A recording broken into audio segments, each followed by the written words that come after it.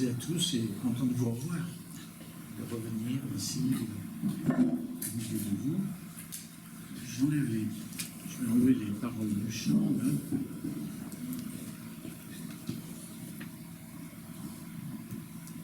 Quelque chose qui ne va pas.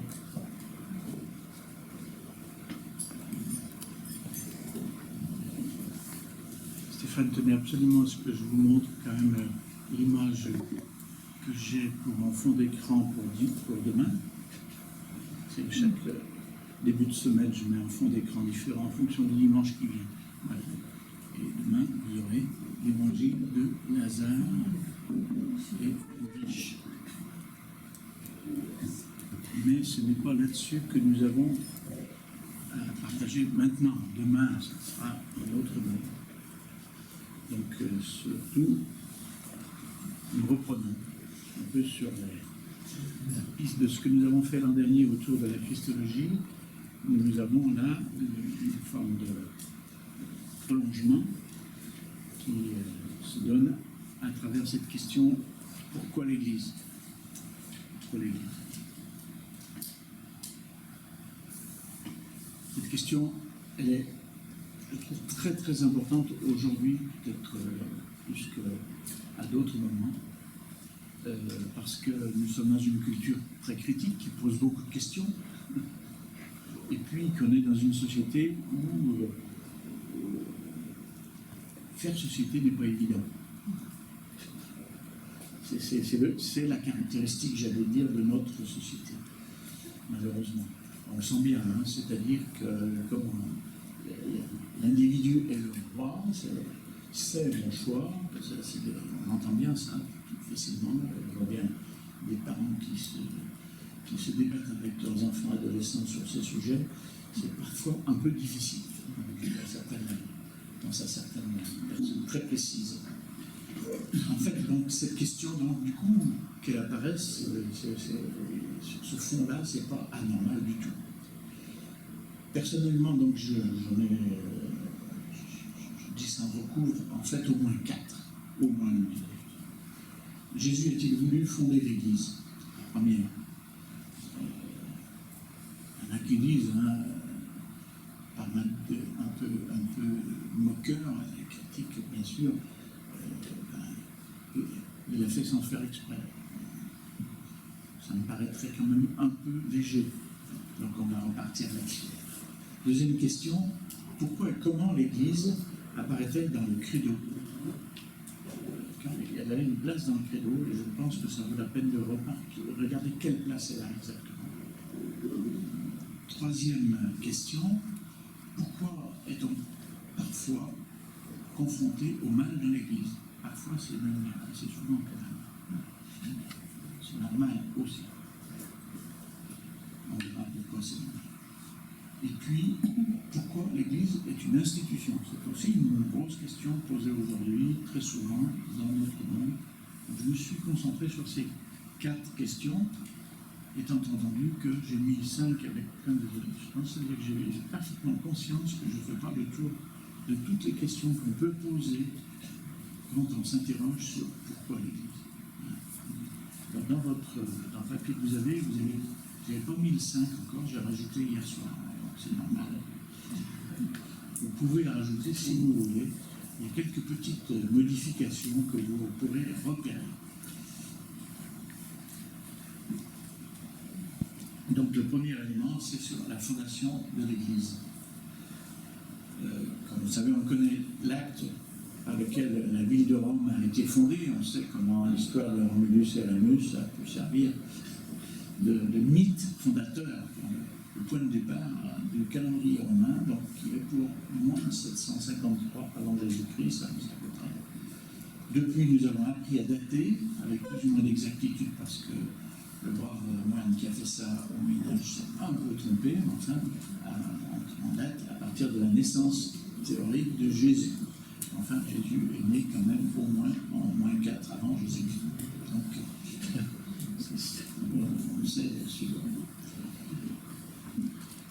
N'empêche qu'on est toujours cette numérotation-là, bien qu'on ait, dans notre Révolution française, essayé de faire disparaître cette origine-là, elle est revenue assez fort parce qu'elle a été partagée avec beaucoup d'autres qui ne sont pas français. Et elle reste quand même un peu référence pour beaucoup. Pas pour tous, hein. Pas pour tous, c'est aussi intéressant. Ce qui est intéressant, c'est de voir que c'est lui qui est la source historique première de l'Église. Sans lui, pas d'Église. On ne peut pas vraiment parler d'Église avant, sauf dans certains cas dont je vous parlerai tout à l'heure. À quel moment est-ce que l'Église a été fondée par Jésus? Plusieurs événements peuvent être relus dans cette perspective, donc je vais vous faire la suite de ces différents événements. Le premier, sur lequel je vais rapidement, sur tous ces événements, je ne vais pas trop développer, mais enfin, c'est toujours intéressant de regarder ce qui se passe donc en Marc 3, 13, 19. Il monte sur la montagne et appelle auprès ceux. Alors, il faut que je prenne dans la bonne traduction, parce que Jésus monta sur une colline, il appela les hommes qu'il voulait et ils vinrent à lui. Il forma ainsi le groupe des 12 qu'il nomma apôtres. Il fit cela pour les avoir avec lui et les envoyer annoncer la bonne nouvelle. C'est-à-dire là, c'est vraiment des appels. Là, je commence par les appels qui commencent sur le bord du lac de Tibériade, hein, où il commence à appeler des disciples, qu'il appelle ensuite apôtres. C'est aussi intéressant de voir, c'est le passage de disciples à apôtres. C'est-à-dire simplement ceux qui acceptent de le suivre et comment il se met à les envoyer. Parce que apôtres, ça veut dire envoyer. Les disciples, c'est ceux qui suivent. Les apôtres, c'est ceux qui sont envoyés. Deuxième passage, qui peut être aussi pris comme élément de naissance de l'Église, c'est le moment où, à Césarée, c'est dans Matthieu, chapitre 16, verset 13 à 20, vous connaissez tous ce moment-là, où Jésus demande à ses disciples ce que, pour vous qui suis-je? Il a demandé au dire des gens, qui suis-je? Mais pour vous qui suis-je? C'est-à-dire, c'est ça, je reviendrai tout à l'heure, c'est vraiment la différence entre l'opinion et la foi. C'est Pierre qui prend la parole et qui dit, tu es Christ, le Fils du Dieu vivant. Ça, c'est la formulation de Matthieu, dans le chapitre 16. Moyennant quoi, Jésus lui répond, tu es Pierre, et sur cette pierre, je bâtirai mon Église. Donc, il y en a beaucoup qui mettent à ce moment-là la fondation de l'Église. Troisième moment, c'est sur la scène. Alors là, j'ai mis les références de Luc 22, 14, 20, c'est-à-dire c'est le moment où il a dit, vous ferez cela, mémoire de moi. C'est-à-dire qu'il y a une prolongation dans le temps qui est donné. Donc, vous voyez que chaque fois, c'est des éléments différents. Marc, c'est le fait qu'il les appelle et les envoie. Matthieu, c'est le fait qu'ils proclament leur foi, ça fait l'Église. Et là, ils sont appelés à faire mémoire, donc à poursuivre. Quatrième moment où, éventuellement, on peut aussi trouver qu'il s'agit d'une fondation de l'Église, c'est dans Saint Jean, au chapitre 19. Vous pouvez aussi chercher dans vos Bibles, si vous les avez amenées. J'en ai vu plusieurs qui ont amenées, avec des traductions différentes, ce qui est pas mal.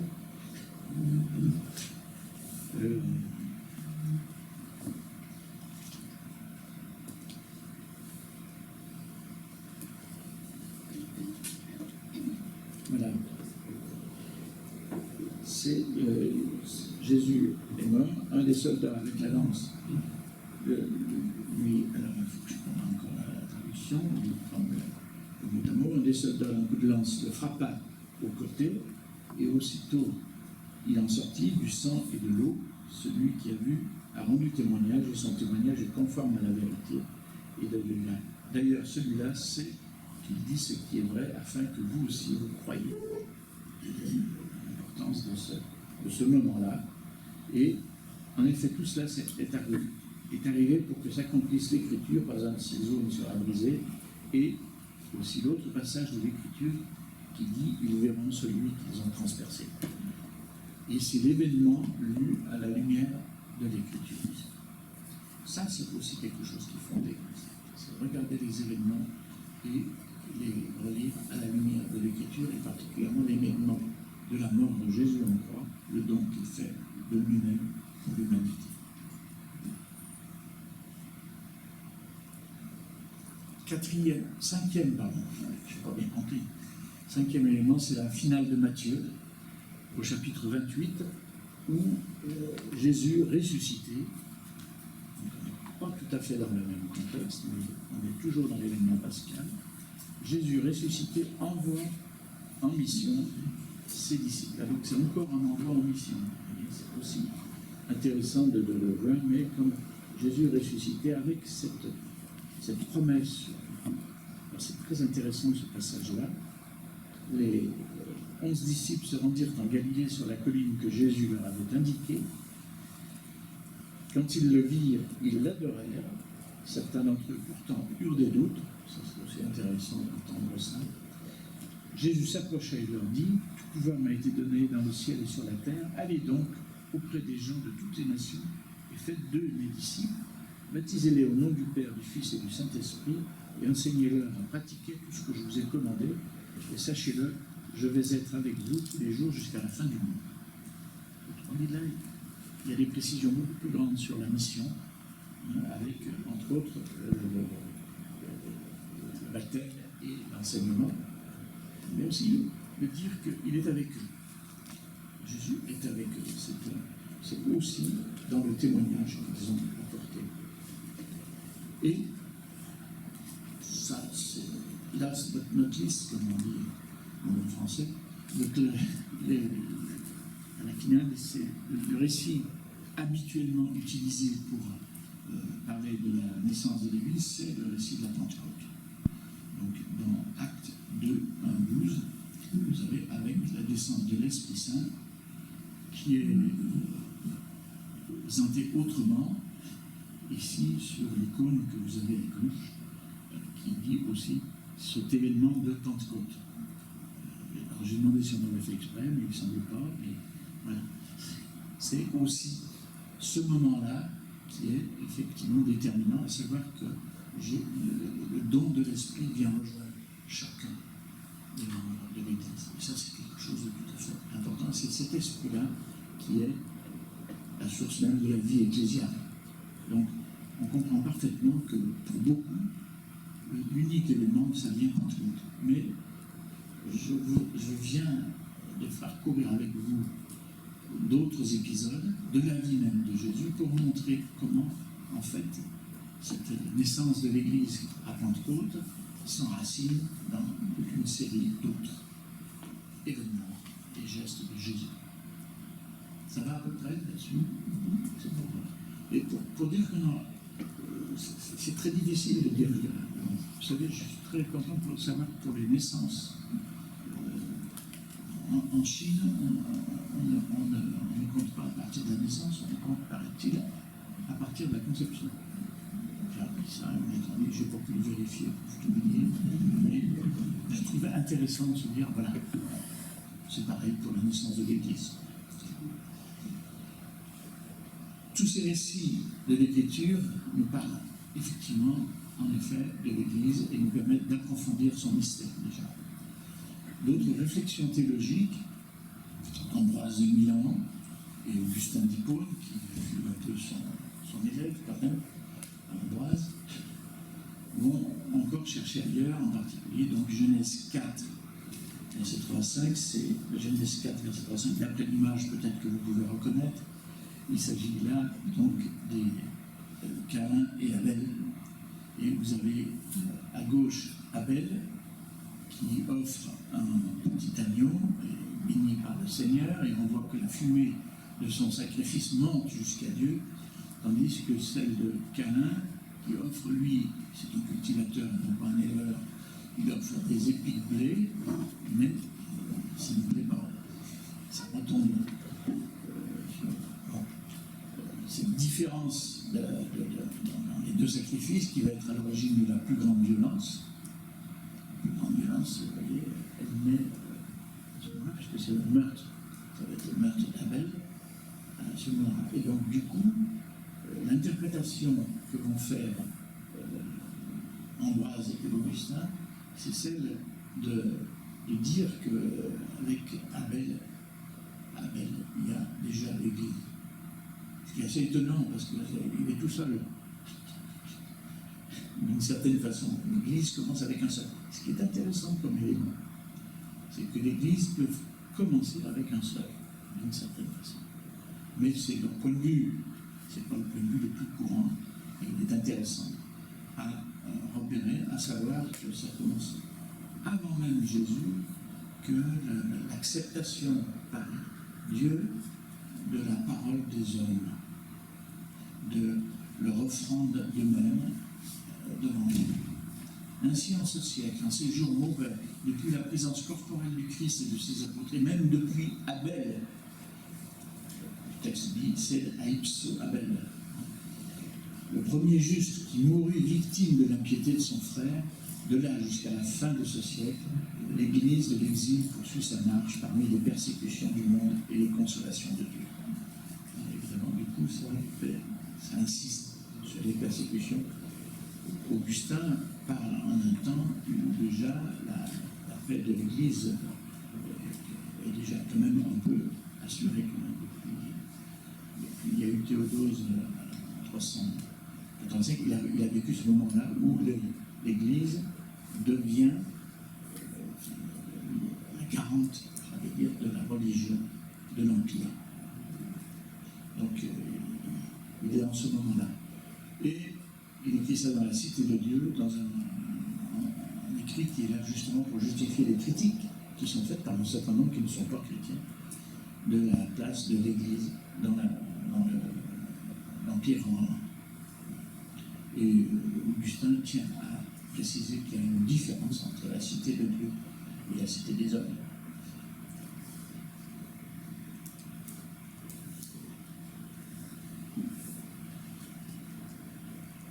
Le terme « Église » est lui-même un des premiers mots utilisés dans le plus ancien des écrits du Nouveau Testament.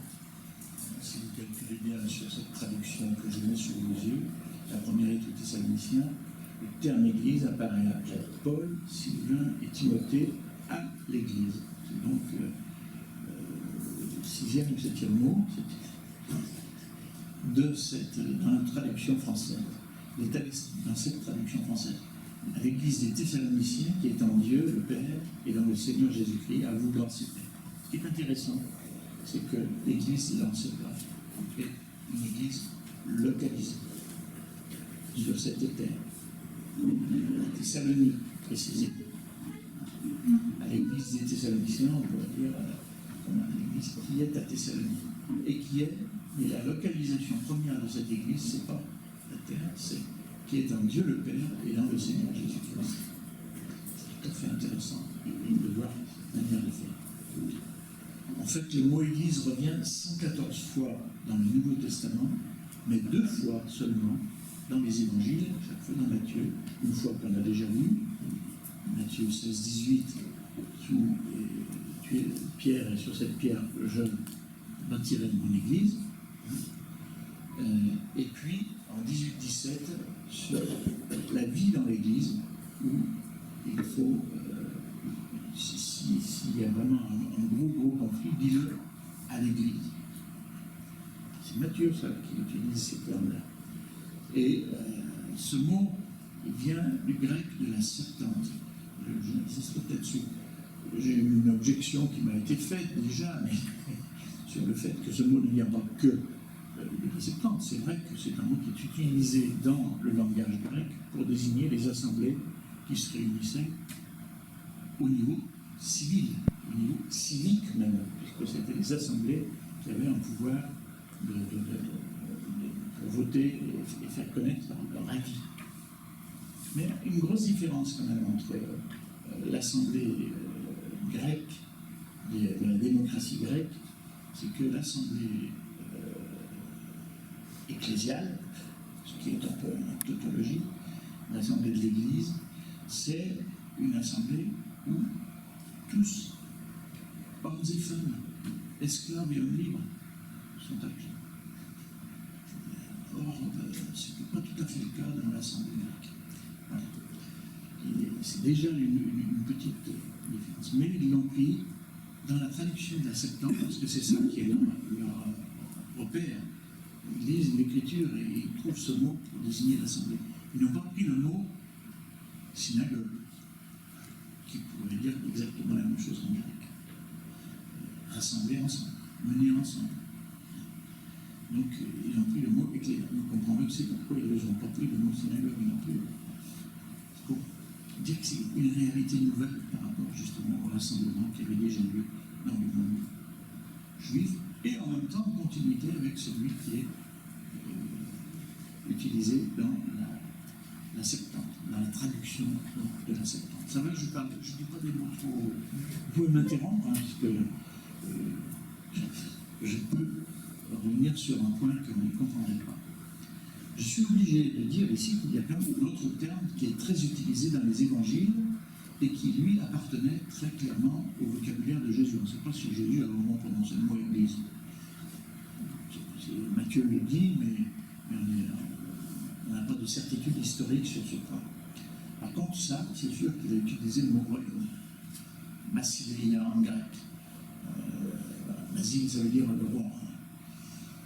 163 fois dans le Nouveau Testament, et là, beaucoup plus souvent dans les évangiles, 135 fois dans les évangiles, 8 fois dans les actes, 13 fois chez Paul. Beaucoup moins que le mot église chez Paul. Mais il est présent. C'est évident. On ne peut pas faire comme s'il n'était pas. Et alors, dans les évangiles, c'est un élément tout à fait déterminant. En fait, Jésus, en utilisant ce terme, insiste sur le processus mystérieux de salut que désigne le royaume. C'est un processus mystérieux de salut. Dieu est en train d'agir pour sauver son peuple. C'est ça. Et Jésus essaye de le faire comprendre par des paraboles. Beaucoup portent sur le royaume et par ses actes.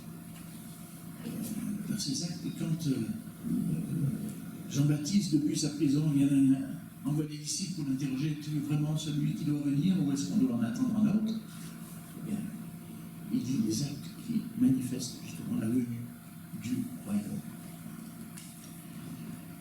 Évidemment, les interprétations se sont un peu divisées parce que quand les gens entendent royaume, quand ils sont en Israël, ils peuvent entendre vraiment une réalité qui a des relents politiques. C'est-à-dire, est-ce que c'est lui qui va...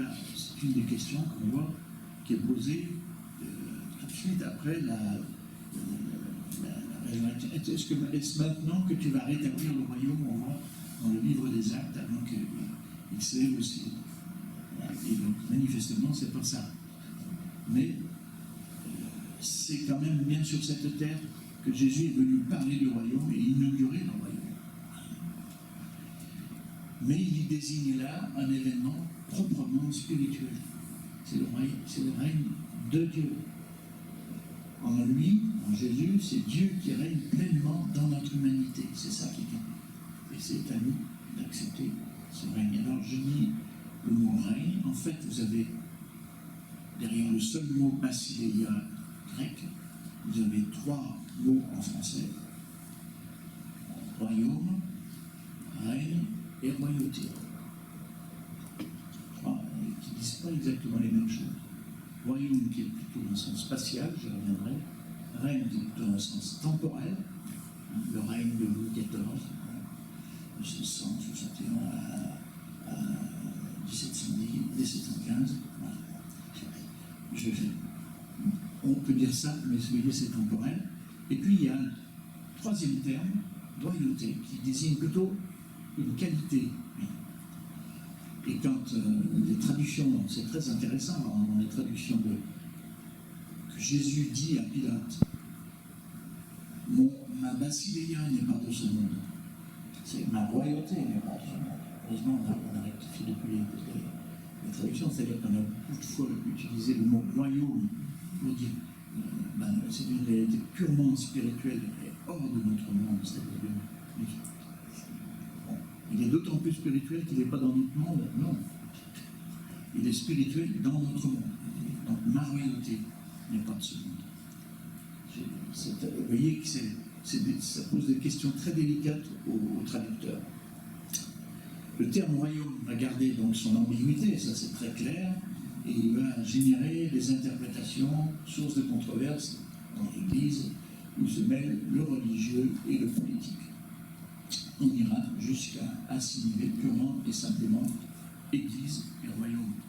C'est ce que fait en particulier le catéchisme allemand. Il y a une page du catéchisme du Concile de Trente qui fait une équivalence. Mais le Concile de Trente n'a pas réfléchi sur l'Église. C'est le Concile du Vatican II qui va le faire. C'est assez intéressant de se rendre compte de ça. Mais le catéchisme du Concile de Trente a dit ça. Et donc certains ont essentiellement fondé leur théologie de l'Église là-dessus. Je tiens à le dire parce que ça va. Le Concile Vatican II va préciser la relation entre l'un et l'autre dans la Constitution Lumen Gentium, donc, qui a 61 ans. L'Église est dans le Christ, nous dit ce concile, en Lumen Gentium.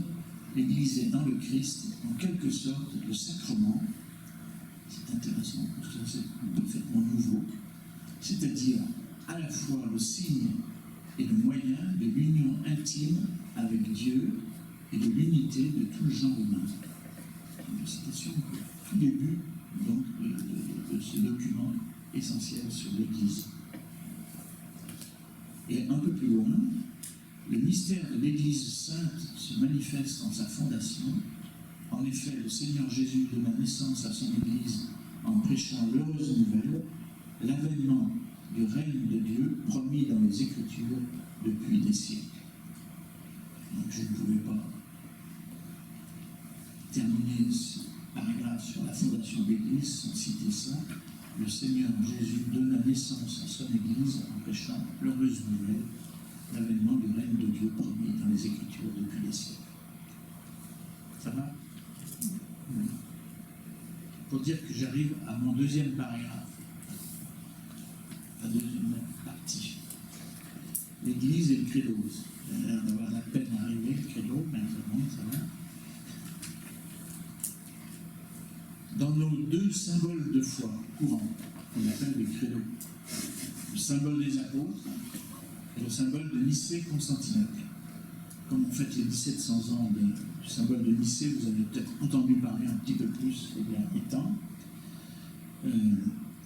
Nicée-Constantinople, parce que c'est comme sur deux conciles que ce symbole a été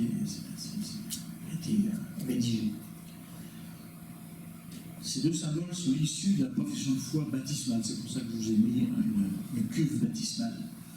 À cette époque-là, comme on passait le baptême essentiellement pour des adultes, où on descendait et on remontait, ce qui était un signe de la mort et de la résurrection, du baptême, pour traverser avec le Christ la mort et la résurrection, jusqu'à la résurrection.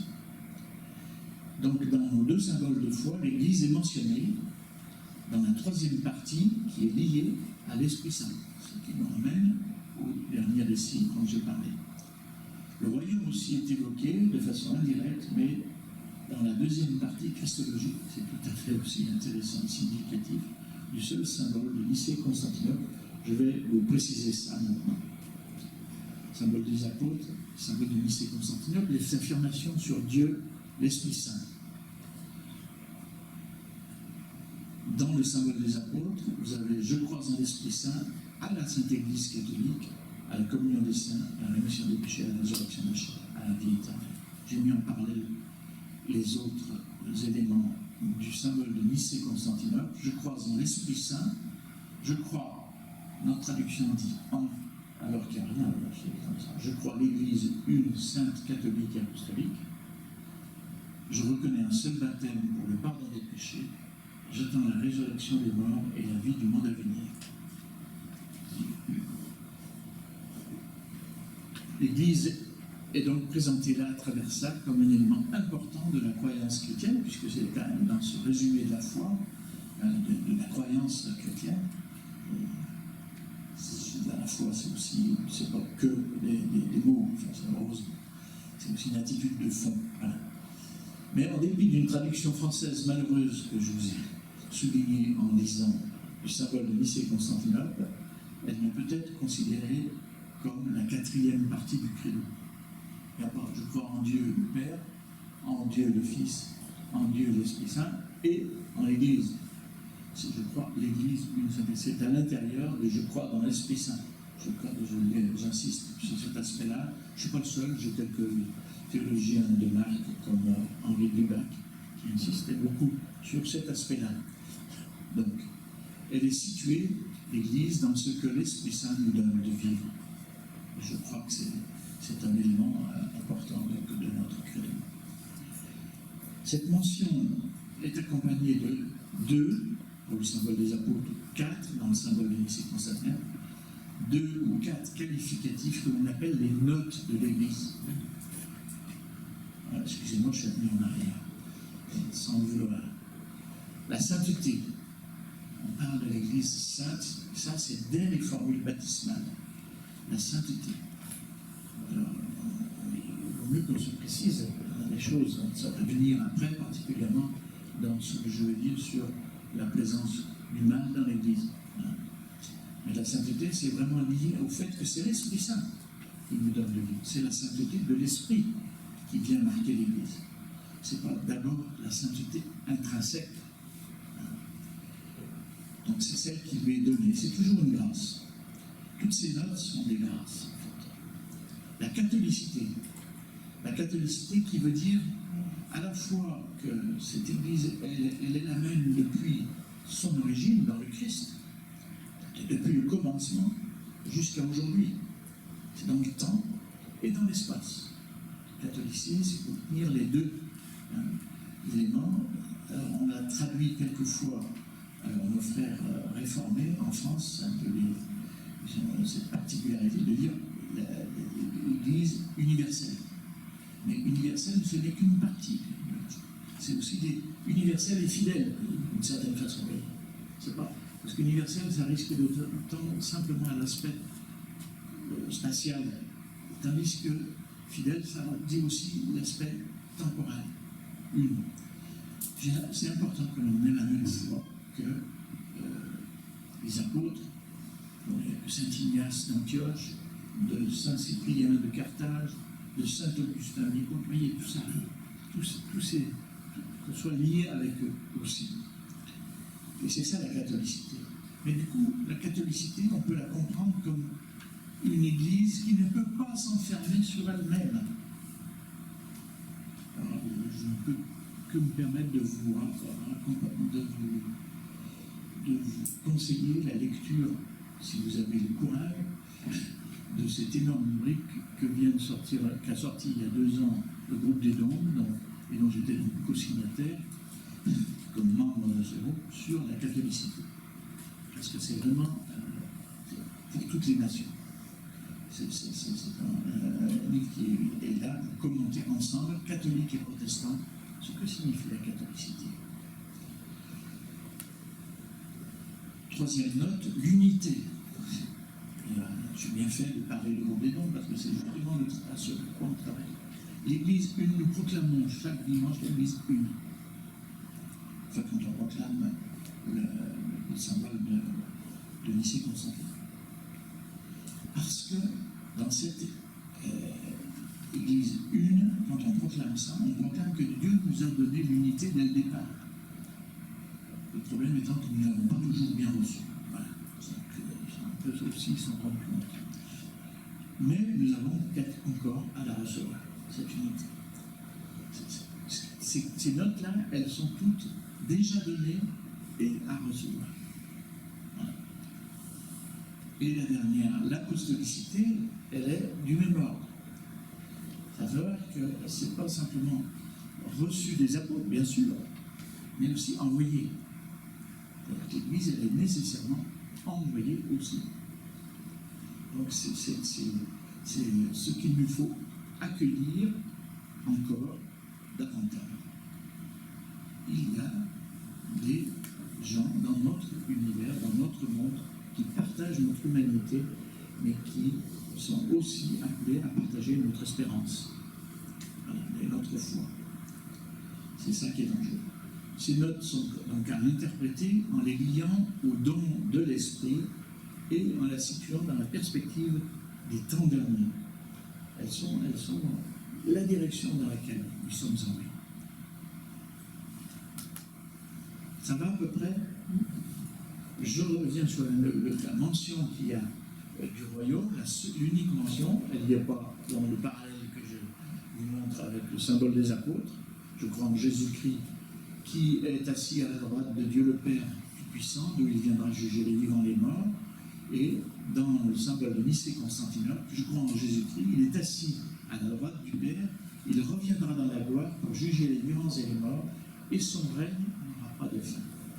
Ça, c'est aussi intéressant parce que c'est une mention qui est ajoutée donc, à Constantinople, en fait, pour dire par rapport au Christ comment il est aussi participant de l'œuvre de Dieu qui est en son règne dans notre humanité. Et son règne n'aura pas de fin. C'est une citation, évidemment, qui est extraite de la salutation de l'ange à Marie en Luc 1,33, et son règne n'aura pas de fin, c'est ce que l'ange dit à Marie. Donc il y a repris ici dans le credo de Nicée-Constantinople. Ça va à peu près, là, vous avez suivi ma gymnastique dans tous ces textes. Le Concile de Constantinople a ainsi complété ce qui avait été rédigé sur Jésus à Nicée, avec des éléments où on insistait surtout sur son incarnation et son humanité. Parce que le problème, c'était qu'à Nicée, il y avait des gens qui niaient finalement, j'allais dire, la divinité de Jésus. Et il fallait donc insister sur cette incarnation, mais il fallait aussi dire tout ce qui est de sa divinité. On notera que dans ce passage-là, Basileia est traduit règne, comme dans le Notre Père, que ton règne vienne, et non royaume, et ça insiste donc sur une notion temporelle et non spatiale. La réalité du royaume est, comme l'a dit un théologien contemporain, déjà là et encore à venir. C'est ce qu'il faut bien retenir sur la réalité du royaume, qui est déjà là et est encore à venir. Ça va? Avant que j'arrive à mon troisième paragraphe, le mal dans l'Église, je regarde le temps qui me reste. Je ne sais pas si j'ai bien écouté ou rappelé quelque chose. Tu as parlé donc de l'origine du Nicée-Constantinople par rapport à ces deux conciles, et l'origine du symbole des apôtres. Elle est plus complexe, alors c'est occidental. Il est occidental et il est fait. Alors il y a une grande légende sur le symbole des apôtres qui dit que chacun des apôtres, et vous trouvez ça sur certaines, j'ai d'ailleurs dû vous dire l'année dernière, sur certaines entrées d'église bretonne, vous avez 12 apôtres avec chacun porteur d'une partie du symbole. Mais c'est une représentation pieuse. Donc, en fait, le symbole des apôtres s'est progressivement élaboré à partir des parents baptismales, c'est-à-dire qu'il est baptisé au nom du Père, du Fils et du Saint-Esprit, comme il est dit dans la finale de Matthieu. Donc, c'était tripartite, le Père, le Fils et l'Esprit, mais il a été élaboré un peu différemment en Occident, et il a trouvé sa forme finale vers le IXe siècle. Voilà, plus tardivement. Mais c'est intéressant, on a de la peine à retracer l'itinéraire exact du symbole des apôtres, mais on sait qu'il est un usage en Occident, au moins longtemps que le symbole de Nicée-Constantinople, qui lui est plus tardif, évidemment. Nicée-Constantinople, c'est 325 et 381. Donc mais là, il y a des dates précises. Pourquoi tu dis image plus à propos de chacun des apôtres et leur pratique. Non, mais parce que c'est une image plus, parce que ça correspond à une légende qui dit que les apôtres se sont réunis, qu'ils ont rédigé ce symbole. C'est pour ça qu'on l'appelle le symbole des apôtres, mais les apôtres ne sont pas réunis pour rédiger un symbole. Ça, Non, mais c'est pas ça que je veux dire, c'est que c'est pas un de notre sens. C'est qu'aucune église particulière n'est propriétaire aussi du symbole des apôtres.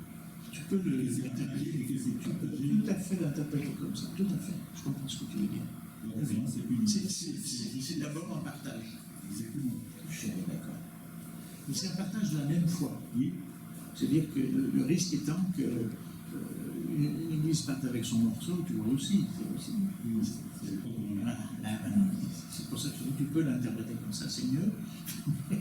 Mais le risque est. Mais non, on ne part pas avec chacun, ce serait épouvantable. C'est l'un qui partait avec le Père et l'autre avec le Saint-Esprit.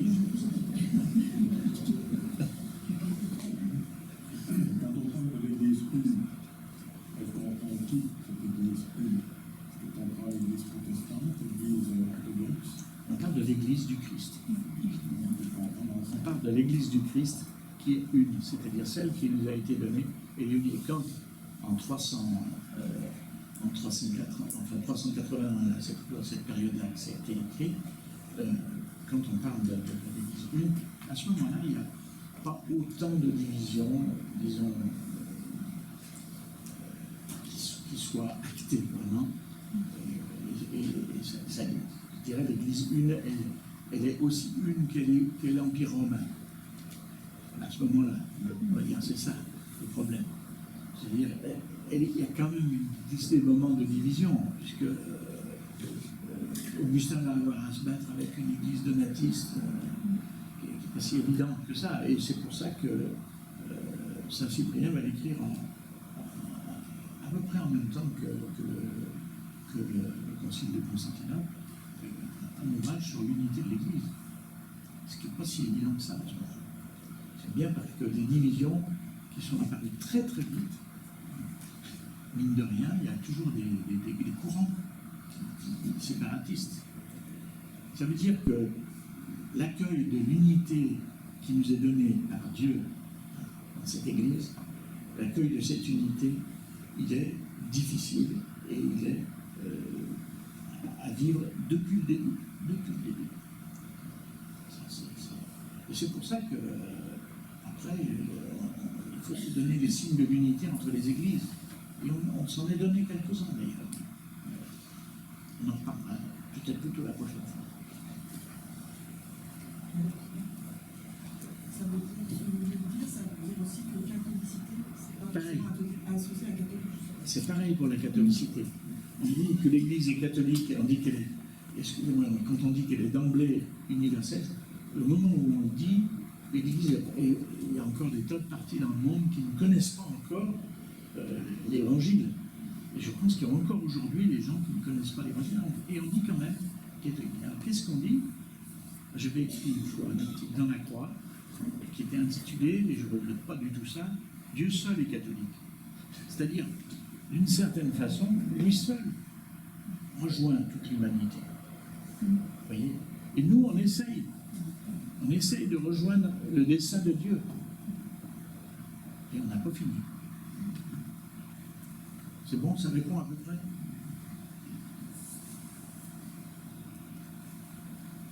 Le mal dans l'Église. Mon Dieu. Alors voilà une question, et ça c'est une question qu'on entend très, très, très souvent. Et je dis que c'est bien parce que le règne de Dieu est encore à venir, que la confrontation au mal se poursuit dans notre monde, et jusque dans l'Église, qui est amenée à vivre dans le monde, et pas à fuir le monde, hein, pour essayer d'échapper au mal. Je signale que quand les premiers moines sont allés dans le désert, l'idée était d'aller combattre le mal jusque dans le désert. C'est quand même très important. Là où Jésus avait rencontré le démon. Donc je veux dire, c'est pas pour échapper à cette difficulté-là. Mais on s'appellera à la prière de Jésus la veille de cette confrontation avec le mal qu'il va vivre en lui-même dans ce qui sera sa passion. Je ne te demande pas, dit-il à propos de ses disciples, je ne te demande pas de les ôter du monde, mais de les garder du mauvais. Ce qui est très important, c'est de s'apercevoir qu'il n'identifie pas le monde et le mauvais. Ce que certains, malheureusement, sont tentés de faire quelquefois. En dehors de nous, c'est que le mal. Non, c'est le monde. C'est pas tout à fait la même chose. Et garder du mauvais au cœur de ce monde. Le pauvre, Jésus, c'est qu'il va avoir, effectivement, quand sa traversée va être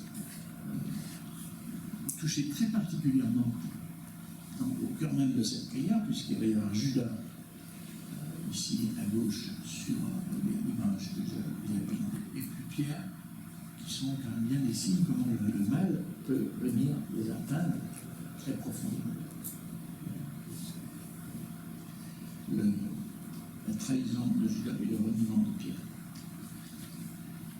Dès les premiers temps de l'Église, dans les livres des Actes des Apôtres, la question du mal est posée. Un homme du nom d'Ananias vendit une propriété, d'accord avec Saphira, sa femme, puis de connivence avec elle, il retint une partie du prix, apporta le reste et le déposa aux pieds des apôtres. Mais Pierre dit, Ananias, pourquoi Satan a-t-il rempli ton cœur? Il a nommé Satan. Tu as menti à l'Esprit Saint et tu as retenu une partie du prix du terrain. Ne pouvais-tu pas le garder sans le vendre, ou si tu le vendais, disposer du prix à ton droit? Comment ce projet a-t-il pu te venir au cœur? Ce n'est pas aux hommes que tu as menti, c'est à Dieu. Quand il entendit ces mots, Ananias tomba et expira. La suite d'après, c'est Saphir qui arrive et qui va trouver qu'il va faire pareil. Mais ce passage du livre des Actes, c'est un peu comme le péché originel de l'Église.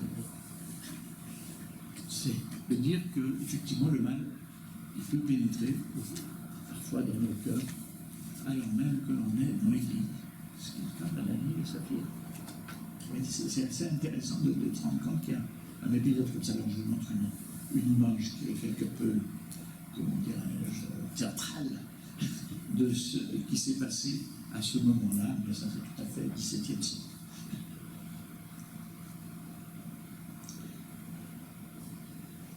Cette question, elle n'a pas fini de se poser. Et elle se pose à différents niveaux. À un niveau personnel, c'est pourquoi l'Église a instauré le sacrement de la réconciliation, qui est comme un second baptême. C'est intéressant de voir que le baptême, vous avez vu tout à l'heure dans un des symboles de foi, le baptême est pour la rémission des péchés. Il m'est arrivé de rencontrer un catéchumène à qui son curé avait demandé de venir se confesser avant son baptême. Ça veut dire que son curé n'avait pas bien réfléchi à ce qu'était le baptême. Le baptême, c'est vraiment la rémission des péchés. Il y a un manque de formation évident. Mais, par contre, de se rendre compte que le sacrement de réconciliation, c'est un second baptême, moi, c'est une des choses que je dis très souvent. Je suis un ministère actuellement où j'ai très souvent à recevoir des personnes en confession dans une basilique lyonnaise. Eh bien, c'est très souvent que je dis, vous savez, c'est pour vivifier votre baptême que vous êtes là. C'est vraiment ça qui est important dans le sacrement de la réconciliation. À revenir à ce que, justement, la victoire du Christ sur la mort et sur le mal puisse se continuer en vous.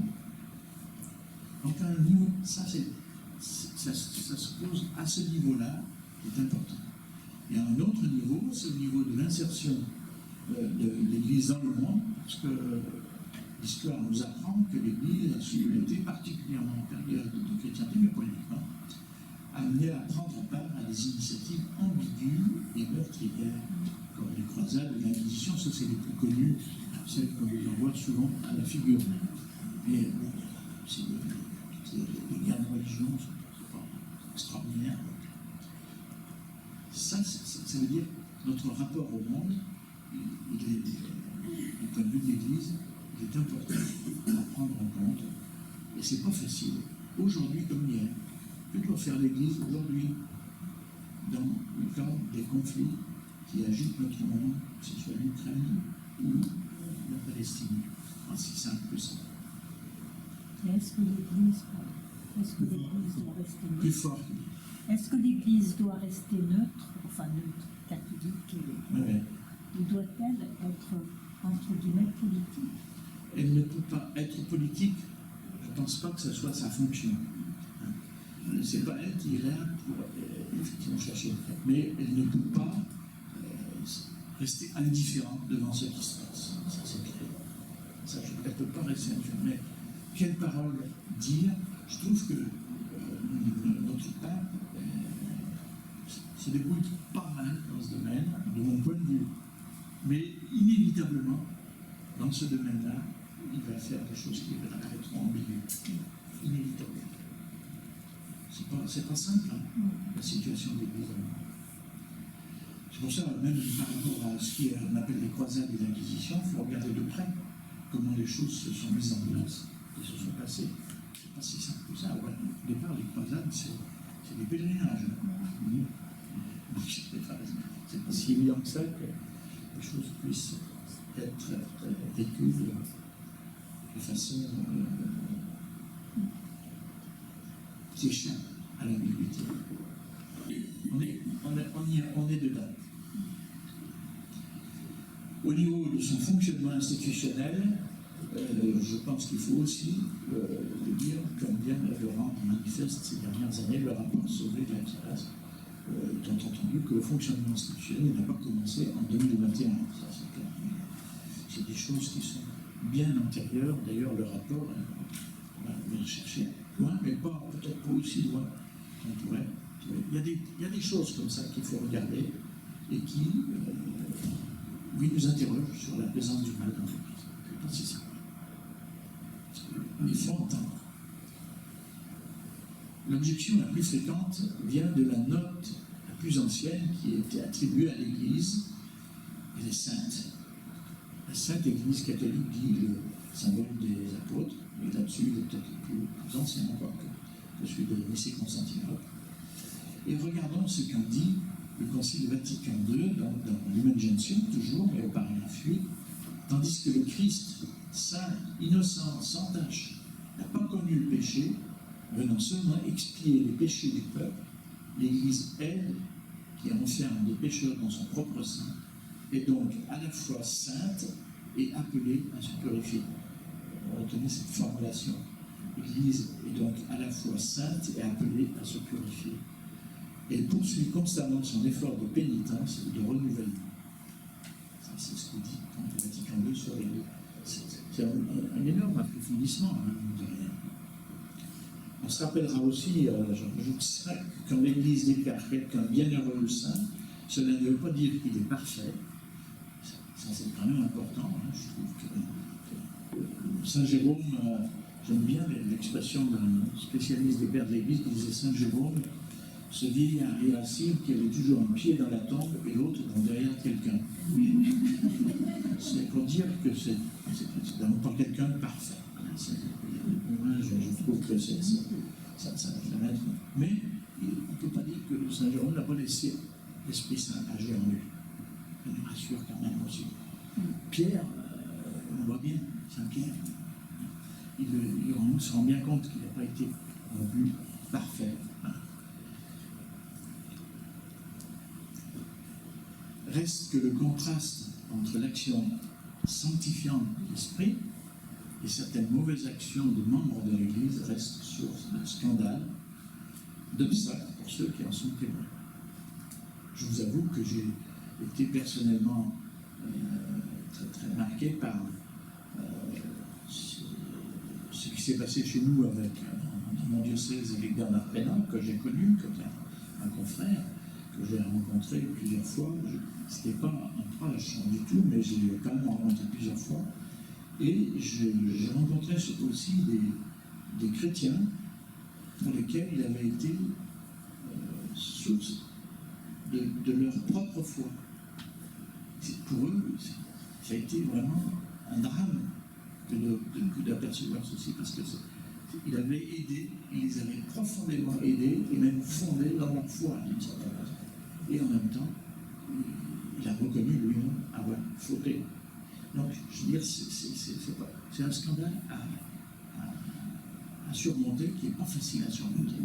Et je pense souvent à eux, parce que je les ai encore rencontrés cette semaine, deux, et ça me marque beaucoup quand je les vois. Le Christ est encore crucifié et la puissance de sa résurrection, de son royaume, est encore à accueillir.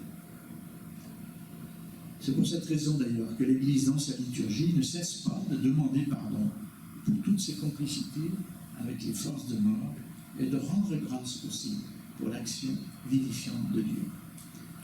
Nous rappelons chaque fois, voici l'agneau de Dieu qui enlève le péché du monde. Il y a toute une discussion autour de le péché ou les péchés. Ça, c'est la citation dans Saint Jean. Et puis, Seigneur, je ne suis pas digne de te recevoir, ça c'est la citation de notre liturgie. Pour nous tous, qui est aussi tirée de l'Évangile. J'arrive à mon dernier moment, j'espère, j'ai encore un peu de temps. L'Église, une institution. 50 minutes. Non, parce qu'il faut quand même qu'il y ait des questions, mais il y a des questions. Surtout là-dessus. L'Église, une institution.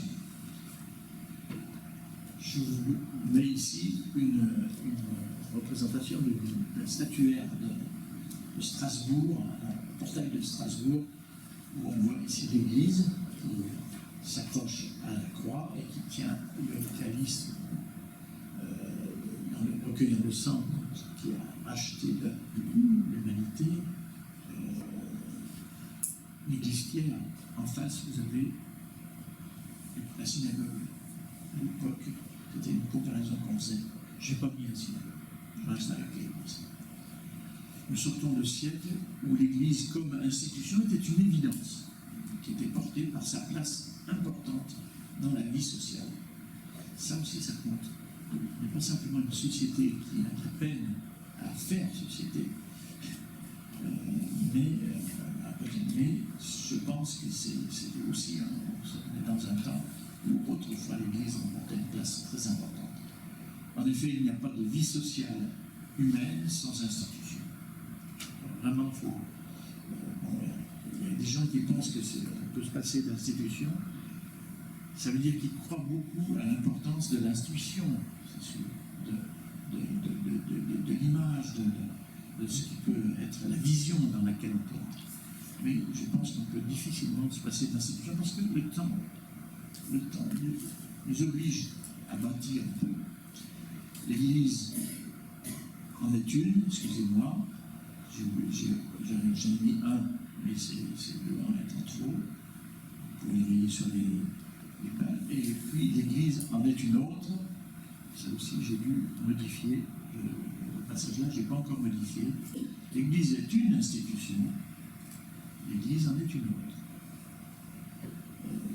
On disait même à cette époque-là qu'il s'agissait de ces deux institutions en Europe de sociétés parfaites. Ce qui ne veut pas dire sans défaut, mais simplement que ces sociétés font ce pourquoi elles sont faites. Elles sont ajustées à ce qu'elles doivent être, à ce qu'elles doivent faire. L'État est parfait dans la mesure où il remplit sa fonction de permettre à la société d'être.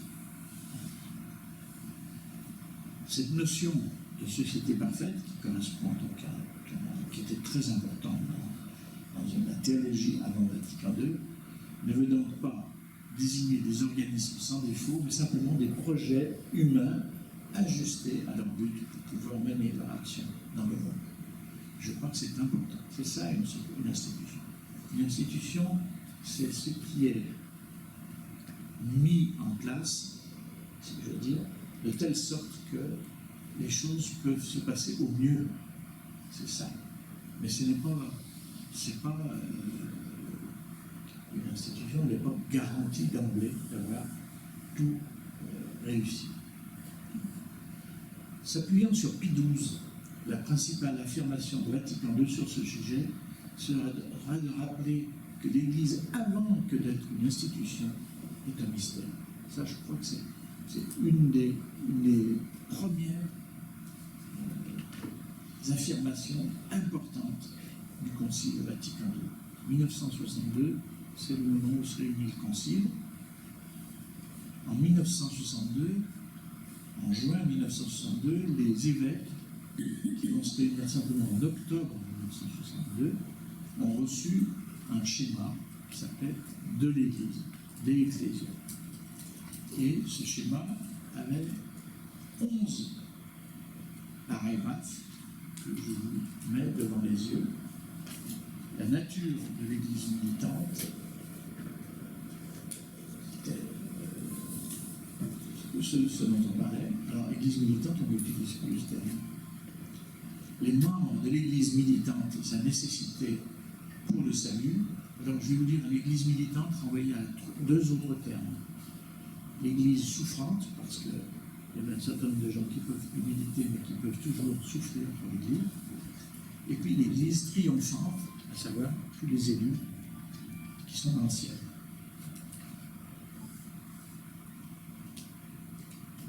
Les membres de l'Église militante et sa nécessité pour le salut, l'épiscopat comme degré suprême du sacrement de l'ordre et du sacerdoce, les évêques résidentiels, les États en vue de la perfection évangélique, les laïcs, le magistère de l'Église, autorité et obéissance à l'Église, les relations entre l'Église et l'État, la nécessité pour l'Église d'annoncer l'Évangile à toutes les nations et partout sur terre, de l'écuménisme.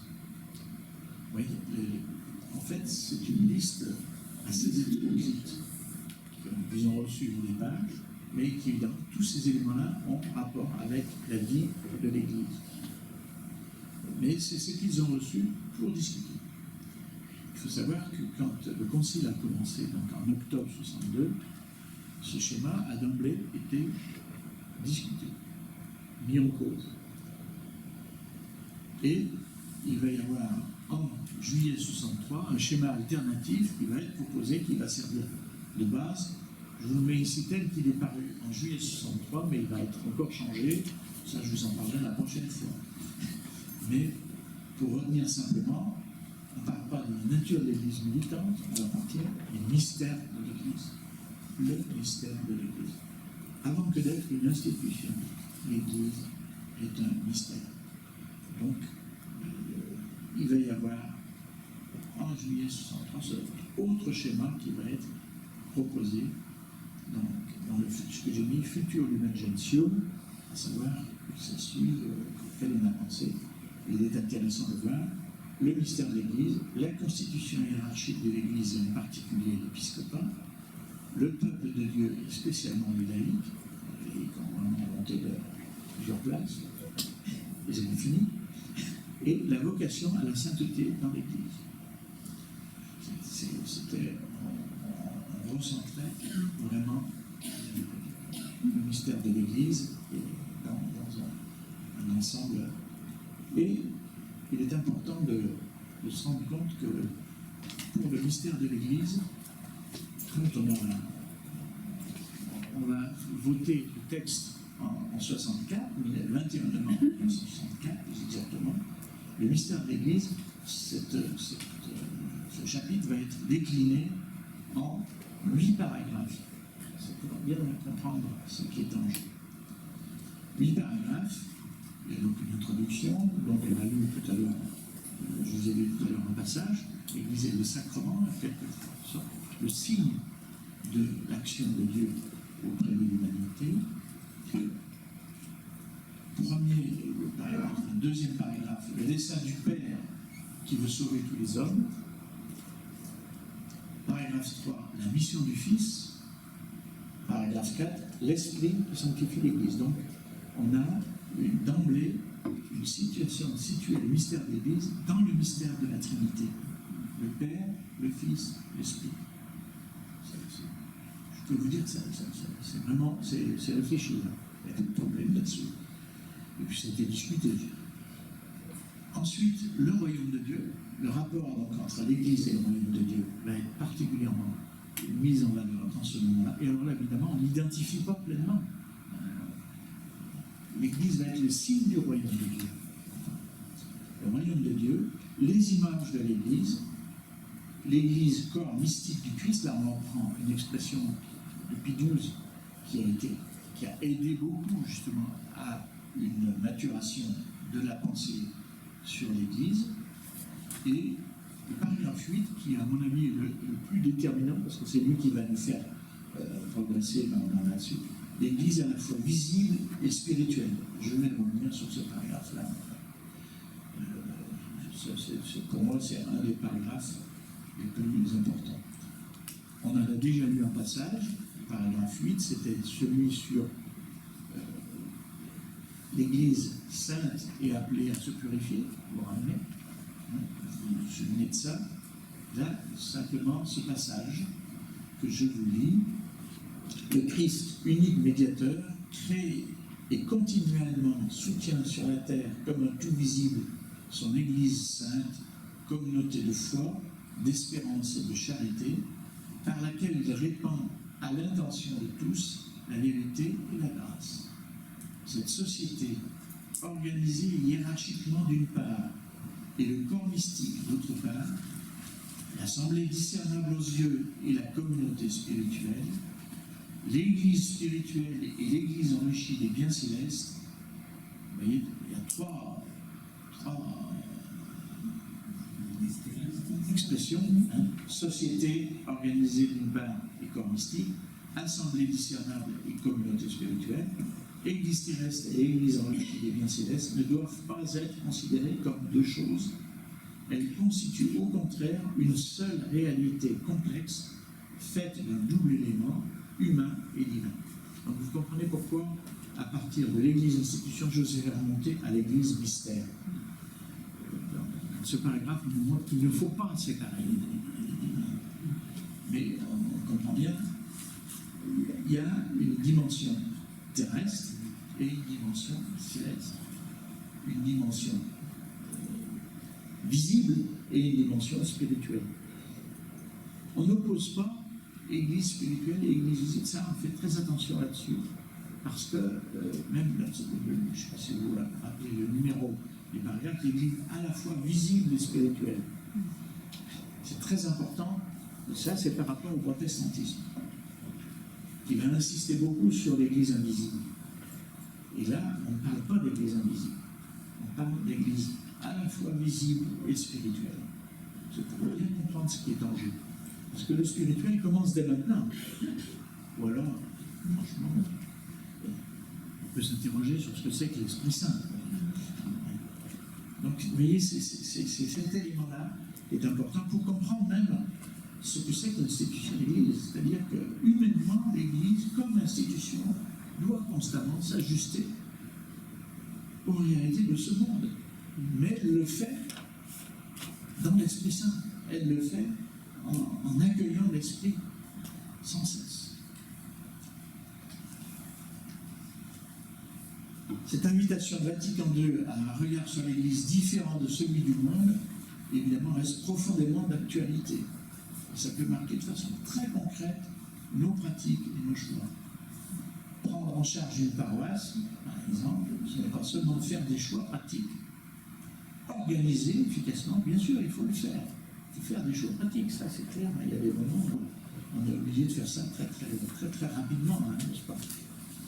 Il s'agit de faire apparaître ce que le Seigneur nous donne de vivre dans son Église. C'est-à-dire qu'il faut pouvoir aller chercher plus loin que simplement dans notre imagination et notre sens pratique. Il faut aussi chercher ce que Dieu veut pour nous aujourd'hui. C'est toute la difficulté de notre tâche. Et je vais donner deux exemples. Un premier exemple, c'est l'institution des diacres dans Acte 6. Donc, comment ça s'est passé dans Acte 6, chapitre. C'est assez remarquable, je trouve, ce passage-là, parce qu'on voit comment Jésus n'est plus là, on ne peut pas lui demander conseil, hein, et il y a une question qui se pose, une question très concrète, dans laquelle on peut se retrouver tous. En ce temps-là, alors que le nombre des disciples augmentait, les croyants de langue grecque se plaignirent de ceux qui parlaient l'hébreu. Il y a une différence culturelle qui apparaît à travers l'Église primitive. Hein, on est vraiment dans les débuts. Les disciples, les croyants de langue grecque, disaient que les veuves de leur groupe étaient négligées au moment où chaque jour on distribuait la nourriture. C'est des sections ultra pratiques. Ceux qui distribuaient la nourriture, c'est plutôt à celles qui étaient de langue hébraïque. Alors, parce qu'ils parlaient hébreu. Donc les 12 apôtres réunirent alors l'ensemble des disciples. Tout à fait intéressant. Tous ceux qui suivaient Jésus, c'est pas... Hein, c'est hommes et femmes, hein, c'est clair. Et je pense que les veuves devraient être présentes et leur dire, il ne serait pas juste que nous cessions de prêcher la parole de Dieu pour nous occuper des repas. Les disciples de Jésus, les 12, sont tous des Hébreux, hein, c'est clair, et tous peut-être ne parlent pas grec. Bon. C'est pourquoi, frère, là ils disent frère, et peut-être que c'est Luc qui dit frère, hein, mais peut-être qu'il pouvait dire frère et soeur, à mon avis. Choisissez parmi vous 7 hommes. Alors, je regarde le grec pour bien être sûr quand même. Choisissez-vous parmi vous 7. 7. On ne précise pas. Choisissez parmi vous, choisissez ça, si, andras, des hommes. C'est pas anthropos, des humains. Donc déjà, là, vous voyez, 7 hommes. Choisissez parmi vous 7 hommes de bonne réputation, remplis du Saint-Esprit et de sagesse, et nous les chargerons de ce travail. Nous pourrons ainsi continuer à donner tout notre temps à la prière et à la tâche de la prédication. L'Assemblée entière fut d'accord avec cette proposition. Et à ce moment-là, on choisit alors Étienne. C'est intéressant parce qu'on donne leur nom aussi. Étienne, homme rempli de foi et de Saint-Esprit, ainsi que Philippe.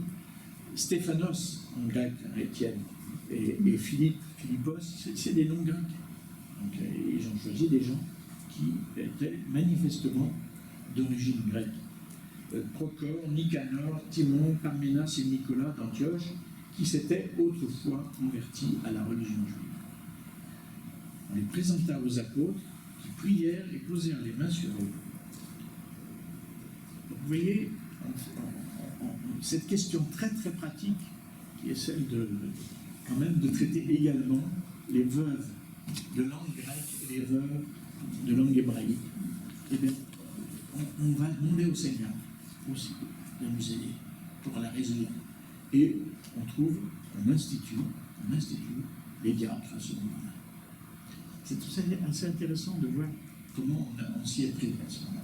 Alors vous voyez bien que d'emblée, le petit choix qui était de choisir simplement des hommes, c'est en tout cas qu'aujourd'hui pose encore des questions quand même. Après, on va parler dans Saint Paul. Saint Paul écrit avant que Luc écrive les actes.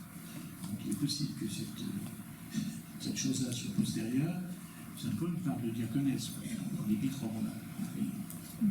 On n'a pas fini de discuter sur ces questions-là, je pense. Deuxième exemple que je prends, c'est celui de la réforme de la curie par le pape François, il n'y a pas très très longtemps. Il y avait dans la curie, c'est l'ensemble du gouvernement au service du pape.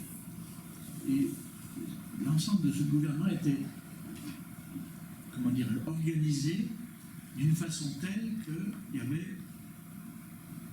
dans les différents ministères, qu'on appelle les dicastères, il y en avait qui étaient les plus importants, puis d'autres moins importants. Bon, il a réorganisé tout ça. C'est assez remarquable parce que c'est très difficile évidemment à faire. Le pauvre frère François, je crois qu'il y a eu des moments assez compliqués à gérer. Et il a donc réorganisé ça, et en mettant en premier non pas la congrégation pour la doctrine de la foi, ce qui était depuis le XVIe siècle la grande congrégation, celle qui surveillait, qui veillait à ce que la foi puisse être correcte. Alors évidemment, on était dans ce moment-là dans la lutte contre la réforme. Donc il fallait veiller à ce que la foi soit correcte. Et là, Pape François, il a mis comme première congrégation celle pour l'évangélisation, la mission. Il a mis ça en premier. C'est un choix, vous voyez bien, qui est pas simplement un choix concret d'organisation, c'est aussi un choix plein de signification. Je trouve, en tout cas, dans ça s'est fait, moi, j'ai admiré quand même la façon dont il s'y était pris. Mais ça, on ne vous en parlera pas souvent. Parce que c'est évidemment des choses qui échappent très très souvent à beaucoup de gens, mais il n'empêche, c'est ça qu'il a mis en place et qui reste vraiment en l'air. Troisième exemple, c'est pour s'apercevoir, j'ai vu il n'y a pas très longtemps sous la plume d'un journaliste qu'il disait le sens de la foi, sensus fidei, le sens de la foi, ça veut dire le sens de la foi, et on dit quelquefois sensus fidei, fidelium. C'est-à-dire que le sens de la foi, c'est pour quelque chose qui n'appartient qu'au pape qui parle. C'est quelque chose qui appartient à chacun des croyants. Le sens de la foi est l'opinion publique dans l'Église. Et il y en a qui disaient, c'est la même chose, l'opinion publique. Non. C'est là que je dis, regarde, je vous renvoie là à Matthieu 16. Que dit-on que je suis? Qu'on puisse discuter dans l'Église un certain nombre de choses et qu'on ait des appréciations différentes. Bien sûr, je trouve que c'est pas mal, ça veut dire qu'on peut effectivement pas être complètement compi conforme. C'est vrai, c'est important. Mais le sens de la foi, c'est ce en quoi nous nous sommes engagés vis-à-vis du Christ. Et ça, c'est beaucoup plus profond. Et là, que le sens de la foi soit un. C'est-à-dire que moi, je trouve remarquable de pouvoir quelquefois trouver chez les enfants ce sens de la foi, dans lequel je dis ma propre foi peut arriver à ce moment. Ça, c'est le sens de la foi. Mais ce n'est pas l'opinion d'un enfant. Voyez bien, les deux, la confusion entre les deux que j'ai trouvée donc sous la plume d'un journaliste dans un grand journal catholique, quotidien, dont je ne dirai pas le nom, mais vous voyez bien quand même que j'ai trouvé ça un peu dommage qu'il disait que c'était équivalent. Non, non. Le sens de la foi, c'est ce qui nous engage, tandis que l'opinion, c'est ce qu'on peut, la vie qu'on peut avoir sur une chose ou l'autre, c'est tout à fait la même chose. Vous voyez, c'est pour dire qu'il faut veiller à dans ce côté-là à ne pas mettre des équivalences, justement, trop rapidement, entre ce qui fait partie de notre monde. Il y a une opinion publique, c'est vrai, qui est un peu aussi travaillée par des tas de choses. Le sens de la foi, c'est le travail de l'Esprit Saint. C'est pas du tout la même chose. Je me fais comprendre sur cette petite différence pour dire que les choses sont effectivement différentes entre eux. Il est ainsi des chrétiens prêtres laïcs qui ont un grand sens de l'organisation, mais assez peu de l'institution. J'en connais, mais je ne dirai pas de nom. L'institution qui cherche à inscrire ce qui est important dans le temps doit toujours s'ajuster à sa fin. C'est ça le propre de l'institution. C'est vrai que c'est ce qui fait que certains ne supportent assez peu l'institution. C'est parce que peut-être qu'ils ont la perception qu'elle n'est pas complètement ajustée. C'est possible. C'est possible. Donc il faut aider l'institution à s'ajuster à sa fin. Le principe de cet ajustement, c'est ce sur quoi je voudrais maintenant qu'on s'arrête, c'est d'articuler entre eux royaume, église et monde. Alors dans votre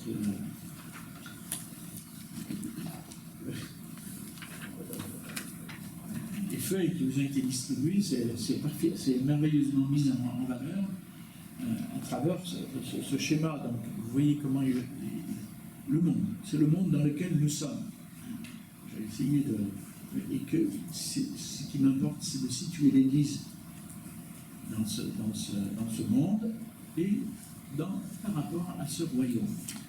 L'Église, elle est signe du royaume à l'œuvre dans le monde. Le monde, c'est le donné dans lequel nous sommes. Un donné mouvant, un donné qui est aussi qui bouge avec le temps, etc. Mais bon, qui est repérable. Le royaume, il me semble que je mets d'emblée effectivement beaucoup plus grande que le monde, c'est cette réalité qui vient toucher le monde à travers le Christ Jésus, particulièrement. C'est une réalité qui était déjà en relation avec ce monde-là, déjà depuis la création. Mais Jésus vient l'implanter dans ce monde. Et l'Église, donc, elle est, donc, dans ce sens-là, signe du royaume à l'œuvre dans le monde. Alors, vous remarquez que j'ai mis l'Église au milieu, avec, évidemment, ça n'apparaît pas très très clairement, vous pouvez du coup rajouter les mentions avec au crayon, mais ils n'apparaissent pas là. Monde, Église et royaume. C'est bizarre. Mais le monde, vous voyez, c'est le cercle qui est parfaitement à gauche. Royaume, c'est la réalité qui est plutôt sur la droite en vert clair. Et j'ai mis l'Église au milieu, c'est-à-dire que l'Église, elle est normalement signe de ce royaume. Alors, ce que j'ai mis qui est en dehors du royaume et parfaitement dans le monde, c'est cette réalité du mal dans l'Église. C'est-à-dire qu'elle, vous voyez, il y a aussi une partie d'elle-même qui est, j'ai fait qu'elle ne soit pas trop dominante quand même, mais c'est quand même, ça peut être vraiment un obstacle. Et il y avait toute une partie donc, de l'Église qui nous échappe parce qu'elle concerne ceux qui ne sont plus sur cette terre, mais qui font toujours partie de l'Église. Tous les saints que nous invoquons régulièrement. Donc vous voyez, il y a une partie d'elle-même qui n'est plus dans ce monde pour l'Église.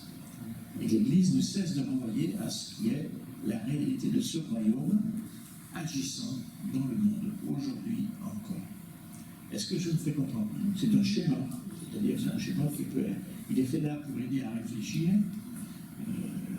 On peut se poser des questions par rapport à ça et peut-être qu'on peut y revenir ensemble.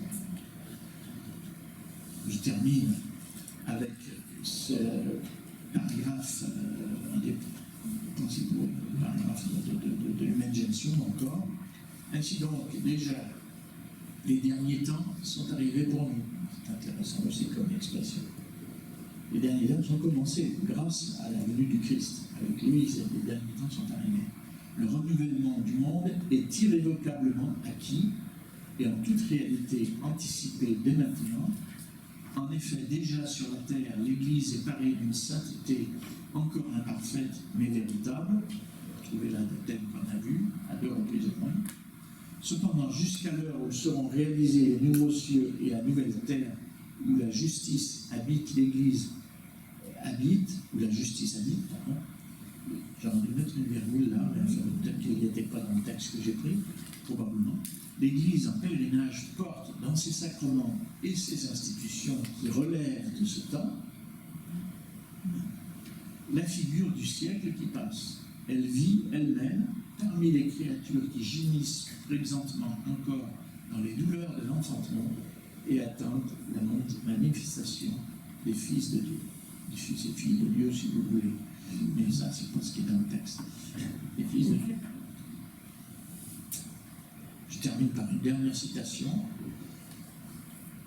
du pape Léon, le vendredi 9 mai 2025. Ce n'est pas tant grâce à la grandeur de ses constructions, mais à travers la sainteté de ses membres, que l'Église sera toujours plus un phare qui éclaire les nuits du monde. C'est intéressant d'entendre aussi ça. J'ai fini. Et il n'est pas encore tout à fait. C'était ça. Alors, on va vous passer le micro, mais voilà comment on arrive à l'éteindre. Si vous avez un bouton, juste là, si vous saisissez votre micro comme ça et que vous appuyez, vous éteignez le micro. Après, Quand on dit que le micro ne marche pas, non, il ne marche pas, on l'a éteint. D'accord? Donc vous faites attention de ne pas poser vos doigts. Vous voyez, il y a ici un affichage, de ne pas poser vos doigts sur le bouton qui est en dessous. Donc tenez-le comme ça. Voilà. Est-ce que vous pouvez préciser dans la phrase l'institution qui cherche à inscrire ce qui est important dans le temps doit toujours s'ajuster à sa fin, le bon fin justement? Alors, fin, c'est dans le sens de finalité. Hein, à sa finalité. C'est vrai que Et ça veut dire l'institution qui cherche à inscrire ce qui est important dans le temps doit toujours s'ajuster à sa fin, c'est-à-dire vers quelle direction je m'oriente, vers quelle direction, pourquoi je suis fait. Je prends un autre exemple. L'institution école, à laquelle j'ai participé, j'étais enseignant avant de rentrer au séminaire, et l'institution école, elle est faite pour le service des enfants. C'est important de rappeler ça de temps en temps, parce que sinon, on risque de comprendre que l'école, elle est faite pour les enseignants. Non. L'école, elle est faite d'abord pour les enfants, et pour qu'ils puissent grandir, d'abord en connaissance, et aussi en humanité. Là, je fais comprendre, saisir. Donc, l'école, elle n'a jamais fini, de ce côté-là, on sait bien, à s'ajuster à sa fin, et aussi à sa finalité. Je regarde, à quoi est-ce qu'on en sert? Ça éclaire un peu?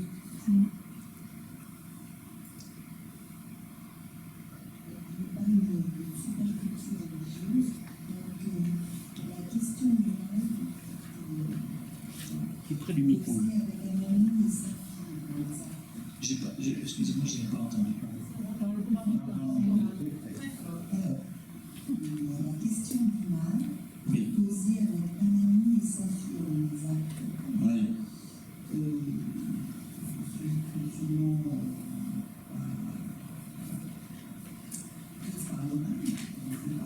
Mais je me dis, qu'est-ce qu'il a fait de mal, pas bien, puisqu'il a vendu son terrain et on a marié.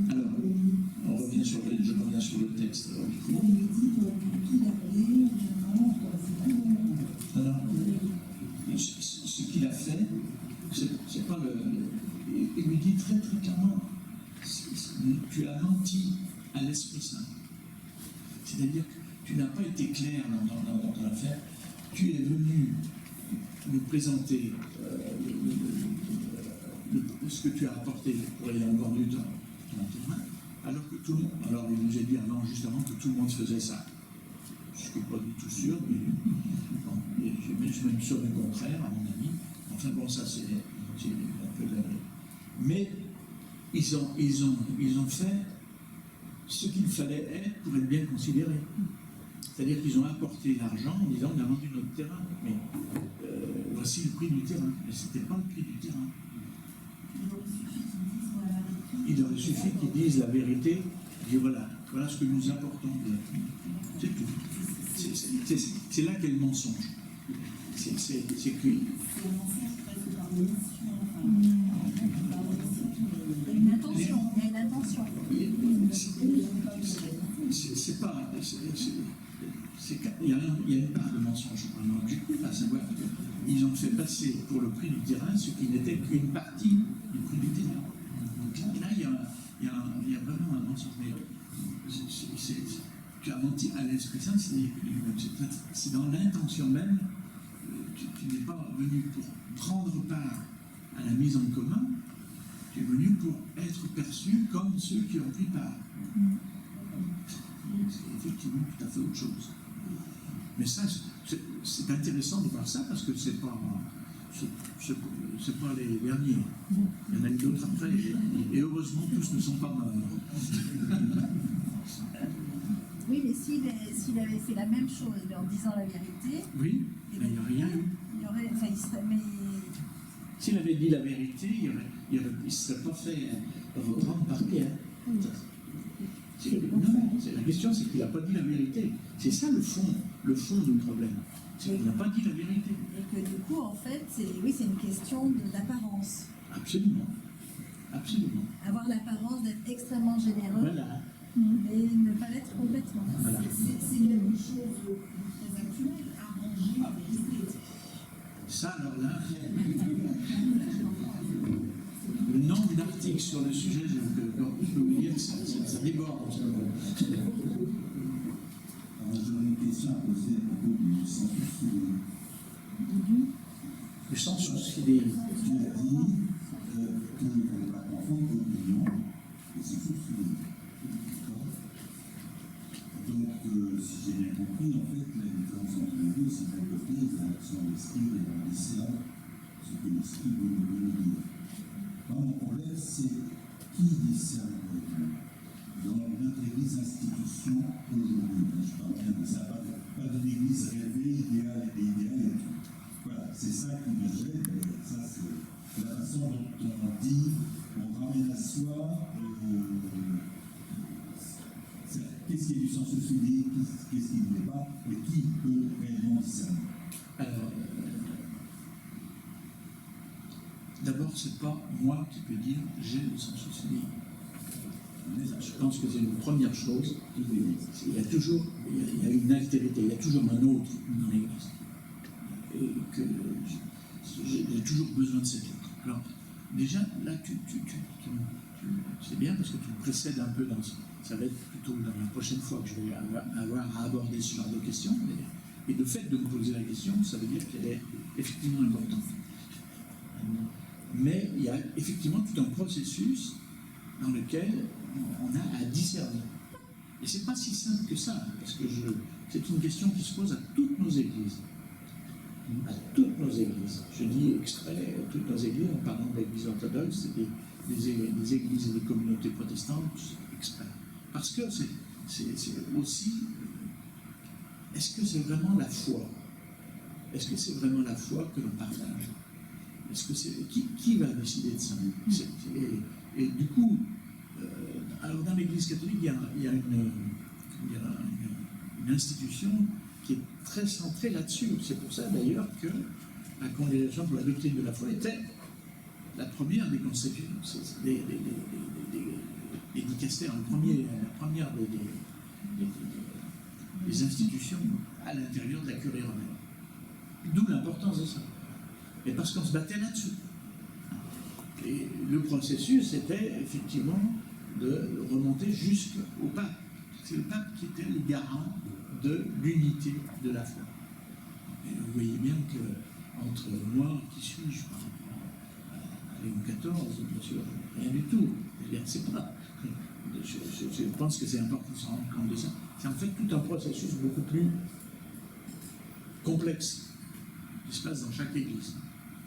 Oui, mais enfin, on a bien vu que la fameuse congrégation de la doctrine de la foi s'est montée. Et c'est quand elle a concile, en condamnant quasiment tous les théologiens qui ont inspiré le concile. Donc ça pose des questions sur le processus de discernement. Bien sûr, bien sûr. Mais ces questions-là ont été posées à ce qui n'était pas encore la congrégation pour la doctrine de la foi, mais qui s'appelait le Saint-Office. Voilà. Donc si on a changé déjà le Saint-Office en congrégation pour la doctrine de la foi, c'est bien parce que justement on a pris conscience qu'il y avait des problèmes. Mais je pense que ces problèmes ne sont pas complètement terminés. Je pense à certains théologiens, je peux vous raconter, quand il y a un théologien qui m'a raconté lui-même comment ça s'était passé par rapport à les livres qu'il avait écrits, il était mis en cause et il est allé voir son évêque, il dit mais c'est quoi ce truc-là? C'était intéressant parce qu'il a commencé par aller voir son évêque. Il dit, oh, ben, écoute, je ne sais pas trop, enfin, il a senti que son évêque était il dit, bon, écoute, je pense qu'il faut que j'aille les rencontrer. Il est allé les rencontrer, donc c'est un homme qui avait écrit des ouvrages sur le mariage et les divorcés en mariés.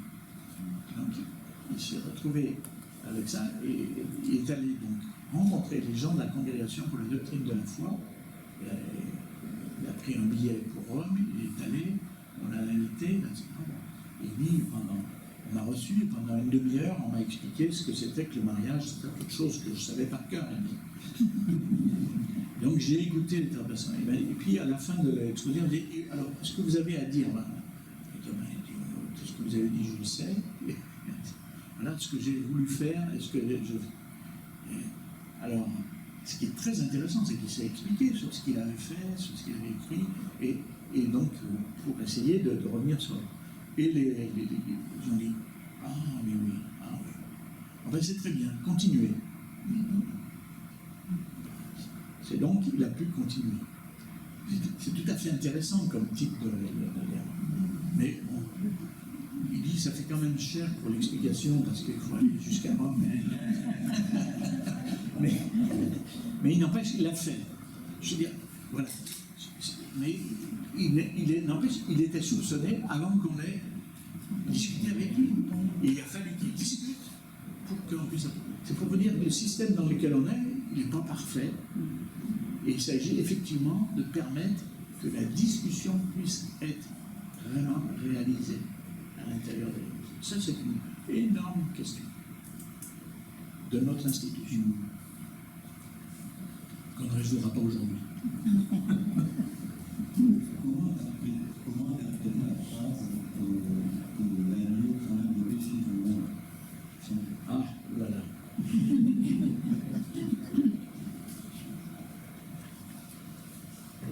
C'est la phrase de Jean-Baptiste, que Jean-Baptiste dit dans l'évangile de Jean.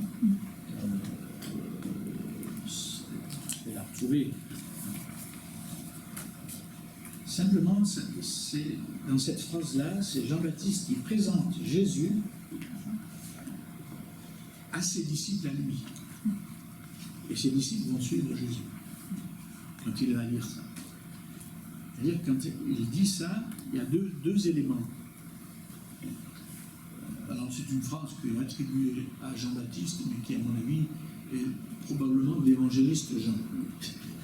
Parce que, comme disait un certain Joseph Ratzinger, il disait, il y a des passages où Jésus parle vraiment comme Jean l'évangéliste. Mais bon, ça verra. Il y a vraiment des éléments qui sont effectivement, c'est très probablement historiquement pas une phrase de Jean-Baptiste. Mais elle dit une chose. Cette phrase, c'est qu'elle dit que Jésus est l'agneau. L'agneau, c'est celui qui va être sacrifié. C'est-à-dire que déjà, il annonce que Jésus va s'orienter vers sa Pâque. C'est l'agneau pascal. C'est celui qui est consommé au moment du passage de la mer Rouge, mais qui est repris dans chaque Pâque. Et dans l'évangile de Jean, il va y avoir un moment où la mort de Jésus va être située au moment où on immolait les agneaux au temple. C'est pour ça que je dis que c'est surtout du Jean, ça. Jean, il prépare ce qui va se passer au moment de la passion de Jésus. Et comment c'est la passion de Jésus qui va être l'acte par lequel le mal est vaincu dans le monde. C'est ça qui est le nom de Jean-Baptiste.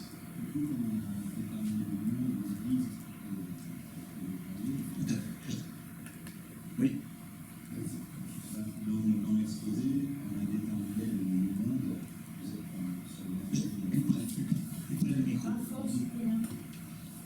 avec les dernières sphères, on a déterminé l'Église, le monde, et on a dit que l'Église était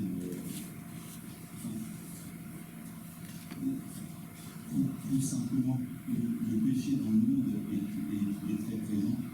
Le péché dans le monde est présent encore jusque dans l'Église. Voilà, c'est ça. Alors, c'est pour ça qu'on dit qui enlève le péché du monde. On ne dit pas qui a enlevé d'ailleurs. Ça, c'est quand même aussi important. Et qui enlève le péché du monde, c'est-à-dire que c'est commencé. J'aime bien la comparaison qui a été faite par Oscar Kuhlmann, un théologien protestant, qui dit en fait, nous sommes entre le 6 juin 1944 et le 8 mai 1945. À savoir qu'on a débarqué, mais la victoire est encore complètement achevé. On est dans cet entre-deux. J'aime beaucoup cette comparaison parce qu'elle dit bien, effectivement, donc il faut encore se battre.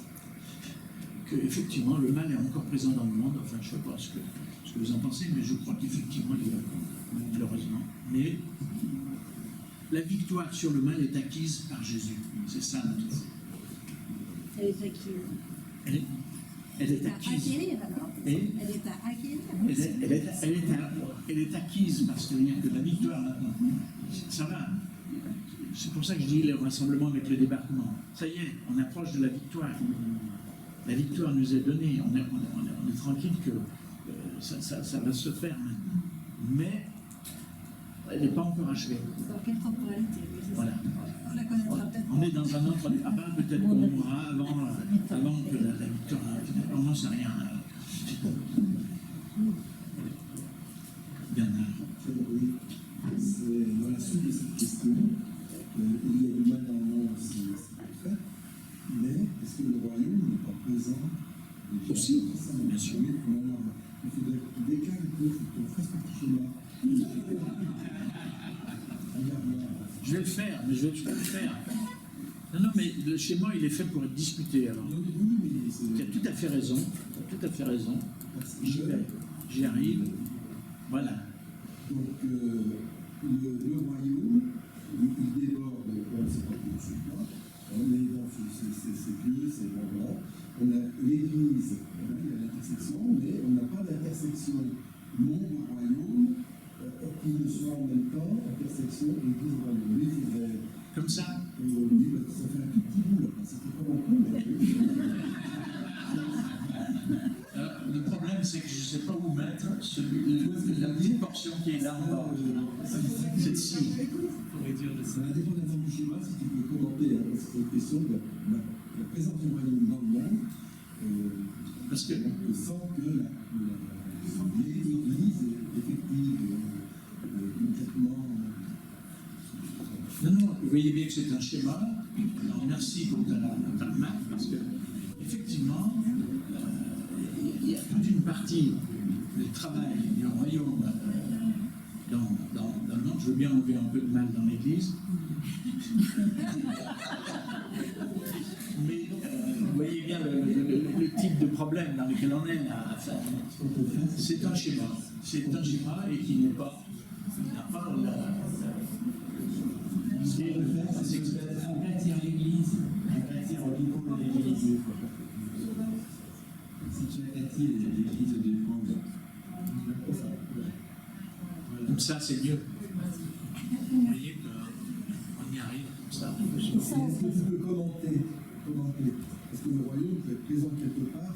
C'est tout à fait important de se rendre compte, parce que l'Église, à la limite, est les signes du royaume, mais effectivement, il y a des gens qui vivent vraiment, qui accueillent ce règne de Dieu et qui ne le savent peut-être pas nécessairement.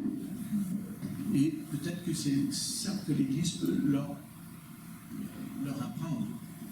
Non, mais merci, voilà, le schéma est nettement amélioré, mais merci, grâce à votre aide. Voilà. Non, c'est tout à fait important de se rendre compte. Peut-être qu'il faudrait élargir le royaume un peu plus haut pour montrer qu'effectivement, il y a quand même beaucoup de gens qui essayer quand même. Et quand vous dites qu'il accueille le royaume de Dieu sans le savoir, c'est ça que vous avez dit? Oui. Ça veut dire quoi? Qu'ils sont dans une attitude d'amour, dans une attitude, c'est quoi que vous mettez derrière? C'est ça?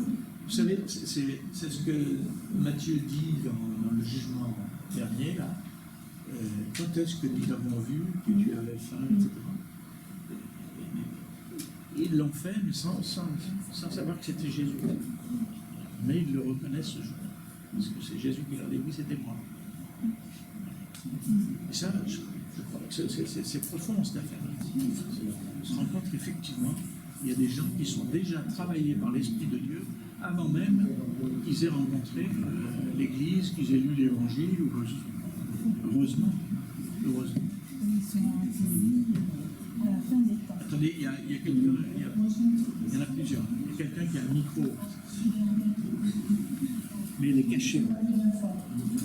Pas du micro. Moi, je m'interroge sur le besoin que l'Église a de rétablir l'amour d'un tas de personnes ou saintes, alors que ces personnes vont peut-être être, ou sont déjà peut-être sous de scandale. Pourquoi on a besoin de mettre des étiquettes? Ça m'interroge beaucoup, ça me gêne un peu. Alors, sur les étiquettes, il y a une chose que je trouve très importante, c'est que effectivement l'Église ose déclarer certaines personnes bienheureuses ou saintes, ose, parce que effectivement, moi, il y a certaines canonisations qui se sont passées, moi, pendant lesquelles je n'ai pas assisté, mais dont j'ai entendu parler, au moins, mais qui m'ont paru un peu douteuses. Je suis bien d'accord là-dessus, mais c'est très intéressant, c'est que jamais l'Église n'a déclaré que quelqu'un était en enfer. Personne. Et je trouve que cette inégalité-là, à mon avis, elle est beaucoup plus heureuse que le reste. Et c'est important de pouvoir dire ça, les choses comme ça. Et ça dit quelque chose sur la place du royaume, effectivement, aujourd'hui encore. C'est simplement ça. Oui, mais pourquoi elle a besoin de ça? Pourquoi elle a besoin c'est un besoin parfaitement facultatif. Vous n'êtes pas obligé de passer beaucoup de temps à ça. Il y en a pour qui c'est absolument important. Et parce qu'il y a des personnes qui ont besoin de dire quand même leur reconnaissance pour ce qu'ils ont reçu. Pour ce qu'ils ont reçu par rapport à certaines personnes. Ça, c'est vrai, je dirais. Moi, personnellement, j'étais très marqué par quelqu'un comme ça. Chacun son tour. J'ai été très marqué par Saint François, par exemple, et la vie de Saint François. Je ne l'ai pas rencontré personnellement, bien sûr, mais j'ai beaucoup travaillé sur ce qu'a été les écrits de Saint François et les écrits de ceux qui l'ont suivi. Mais c'est une figure qui m'a beaucoup marqué. Voilà. Alors, du coup, nous avons là aussi des proximités. Il y a des saints que j'invoquerai plus facilement que d'autres. Je dirais plus facilement Saint François. Bon, je ne vais pas en aimer. Mais et du coup, ça me posait à Sargent un petit peu ça, mais pour Jean qui est là. Il y a des micros partout. Ah, pardon. Ah, ouais, non, c'est pas grave. Oui, C'est simplement sur la modification du schéma, ça m'évoque ce qu'on me disait quand j'étais en dehors de l'Église, pas de salut. Bien sûr, bien sûr. Voilà. Et de voir cette évolution. Tout à fait. Alors, le en dehors d'église, pas de salut, qui est une expression de Saint Cyprien, quand il écrivait justement sur l'unité de l'Église, c'est parce qu'il y avait à son époque des gens qui se séparaient de l'Église, mais ce qu'il voulait dire, c'était en dehors de l'Église pleinement unie au Christ, c'était en dehors du Christ, pas de salut. C'est ça. Il l'étendait clairement par rapport à l'Église. Et c'est vrai qu'on a utilisé ça. Alors, institutionnellement, on a utilisé ça d'une façon qui était exagérée. C'est tout à fait clair. Plus près du micro. Oui, je veux dire, la lumière, elle gagne sur les ténèbres, tout le temps. Mais pourquoi est-ce que, quand quelqu'un fait du mal, il a beau faire le bien, plein de bien avant, le mal va gagner sur le bien. Ça, c'est notre perception. Quand on voit, vous voyez ce qui est devant vous, la couleur dominante, c'est le blanc. La couleur, ce qui nous permet le plus de voir, c'est ce qui est en noir. Et je trouve que le mal, c'est un peu la foi. C'est un peu ça, c'est ce qu'on voit le plus facilement. C'est ce qu'on voit le plus facilement parce que ce n'est pas normal.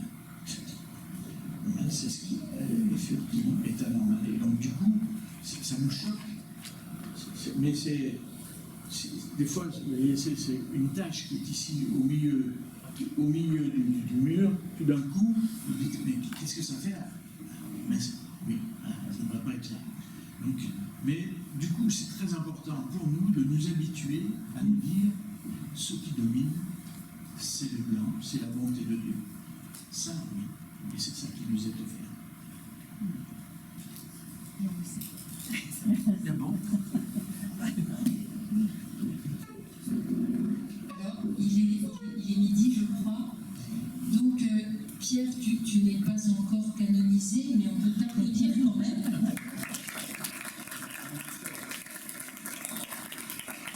Surtout te remercier infiniment pour la richesse de ce que tu nous as transmis. Hein, je pense qu'on a tous des pistes de méditation, de réflexion, tous les mots que tu as utilisés, le royaume, la réconciliation, le mal, enfin, voilà, les liens entre la parole de Dieu et tous ces mots qu'on utilise ensemble à la messe, par exemple, c'est très très très précieux pour nous. Je pense que vous serez d'accord avec moi. Voilà, donc merci vraiment infiniment. Et la question du mal aussi, on vient d'aborder, on aurait pu partager, je pense, longtemps sur toutes ces questions, le baptême, la réconciliation. Vraiment beaucoup de pistes et de méditation. Merci beaucoup. Donc rendez-vous le 11 octobre pour poursuivre avec Comment l'Église. Voilà. Et puis voilà, n'oubliez pas votre participation. Si vous le souhaitez, il y a des familles qui sont là. Et puis nous aider au rangement, si possible. Et puis très très bonne journée à chacun. Merci pour les documents papier, parce que c'est précieux aussi pour y revenir.